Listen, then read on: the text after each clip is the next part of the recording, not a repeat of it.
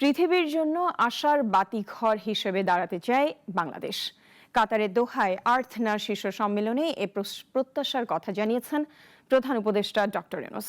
বিশ্বকে এক নিরন্তর ও সমতা ভিত্তিক ভবিষ্যতের পথ তৈরি করতে সম্মিলিতভাবে 5টি উদ্যোগ গ্রহণের আহ্বান জানিয়েছেন তিনি।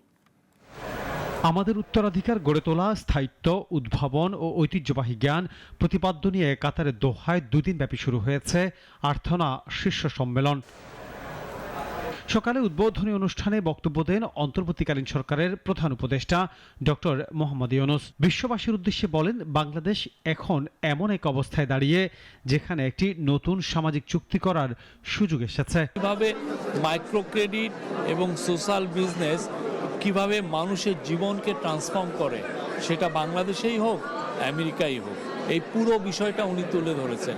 বিশ্ব এমন এক সময় পার করছে যেখানে বহুপাক্ষিকতা হুমকির মুখে, জলবায়ু পরিবর্তন দ্রুততর হচ্ছে, ভূরাজনৈতিক উত্তেজনা বাড়ছে এবং মানবিক সংকট গভীরতর হচ্ছে জানিয়ে ডক্টর ইউনূস আঞ্চলিক ও বৈশ্বিক সহযোগিতার পুনরুজ্জীবনে জোর দেন। কিভাবে মানুষকে হোপ যোগায় এই জিনিসটা, উনি এটাকে আরও যাতে মানুষ যাতে এটা দোরগোড়ায় যাতে পৌঁছে যায়, পৃথিবীতে যাতে সোশ্যাল বিজনেস আরও আমরা শুরু করতে পারি।